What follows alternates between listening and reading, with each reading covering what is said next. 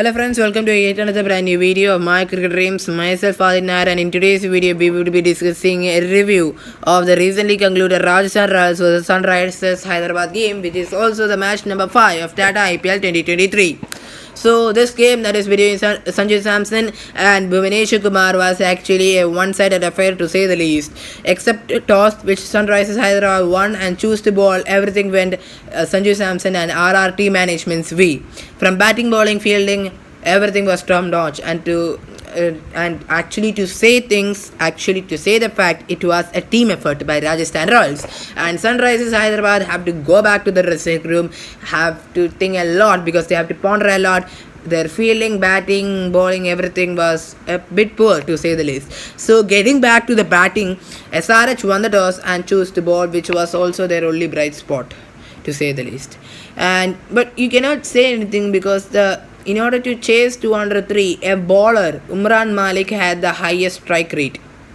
Just imagine the situation where you are chasing a 200 plus total, and in the Sunrisers Hyderabad batting lineup, a bowler has the highest strike rate. And that is a true fact because if you are looking at the scorecard, then Umran Malik has a strike rate of 237.50, which is more than half of Abdul Samad, Mayank Agarwal and all. And it is also more than the combined total of strike rate of Harry Brook, Washington Sundar and Glenn Phillips. So this itself says the pathetic situation of SRH's batting lineup. But I think that SRH will bounce back strongly as a much more better batting, fielding and bowling unit as well. So getting back into this video, the RR foundation of 203 runs was laid down by the top 3 batsmen, that is Yashashi Jaiswal, Josh Buttler and Sanju Samson. Both of them scored well-made 50s, and it was Josh Buttler who meant business. He carried on last year's form and scored a scintillating 54 of just 22 balls at a strike rate of 250. Yashashi Jaiswal was also not too bad. He scored 54 runs in just 37 balls, and both these opening pairs stitched on a very massive partnership of 85 runs within the power play itself. And this one sentence itself will help you understand how much dominating these two were in the crease. However, both these players' stay at the crease were interrupted by the Afghan seamer Fazalak Farooqi. Josh Buttler was the first to go at the score of 85 in 5.5 overs. He was bowled by Fazalak Farooqi, and Yashashi Jaiswal was caught by Mayank Agarwal of Fazalak Farooqi.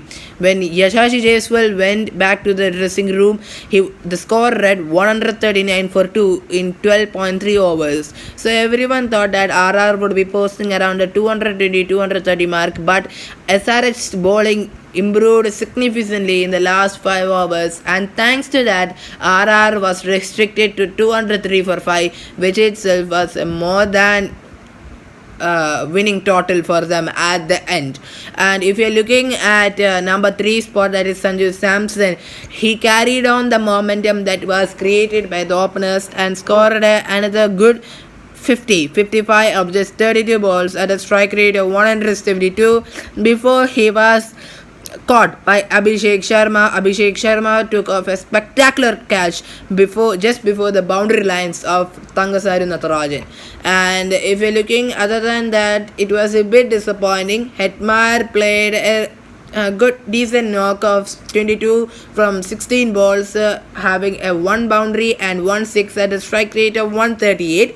And Riyan Parag hit a boundary. He scored 7 runs from 6 balls at a strike rate of 116.67, and Ashwin faced 2 deliveries for a single run. Okay, so we clearly understand that it was the top 3, Yashashi Jaiswal, Buttler and Samson, who put on the show and eventually managed to bring up a total on the scoreboard, that is 203 for the loss of 5 wickets, which was more than enough at the end. And there was yet Jason Holder, who could smash some big sixes yet to come as well.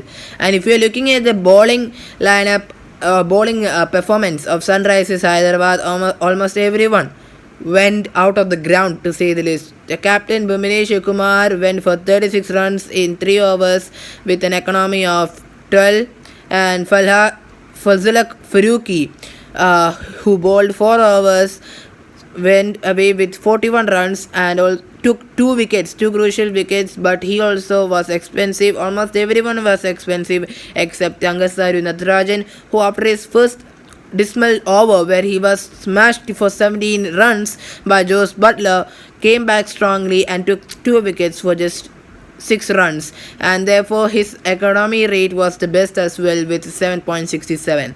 So now if you're looking at Sunrisers batting lineup, everyone thought that Harry Brook, the 13.25 crore player, would be playing a very good knock, but unfortunately it was a very disappointing knock from him, and many people are now mocking him, saying that he's only a test player and he's playing a very test innings, which is also true in some fact, because he scored just 13 runs from 21 balls, and if you are chasing a total especially about 200 in T20 game, you would expect more runs from him at a much more aggressive strike rate. So first off, Trent Bolt set up the foundation by removing Abhishek Sharma, 0 for 3 balls, and Rahul Tripathi, who was dismissed again at the score of 0 from 2 balls.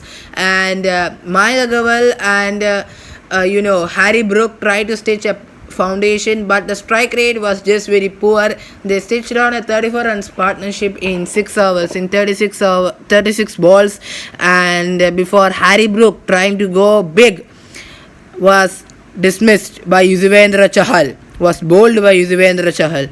And then next up, Washington Sundar faced 5 deliveries for his single ball before he was caught by Shimron Hetmyer of Jason Holder, and Glenn Phillips showed a little positiveness, striking Ravichandran Ashwin of the first ball he faced, but then after that he quickly collapsed, scoring just 8 runs from 6 balls before he was caught by KM Asif. And Abdul Samad was there at the end. The impact player scored 32 from 32 balls, but it was just low strike rate.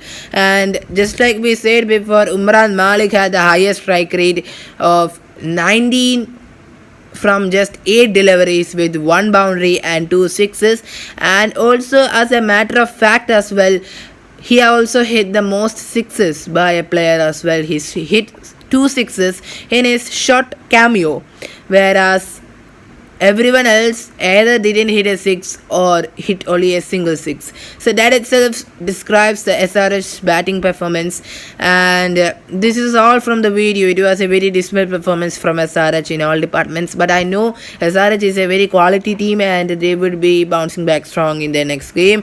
And if you're looking at RR, they will be a very happy team right now, but at the same time they know that it's not good overconfidence. They should not be overconfident, and they should be preparing for the next game that would be on April 5, and the game would be between the arch rivals Rajasthan Royals and Punjab Kings.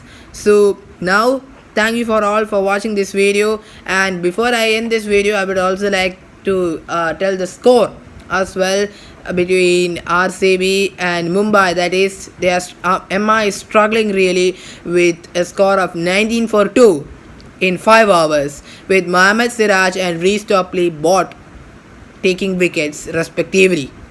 So, and at the crease currently are the captain Rohit Sharma, 1 from 9 balls, and Suryakumar Yadav, 2 from 4 balls, which thankfully didn't win for a duck again. So thank you and stay tuned.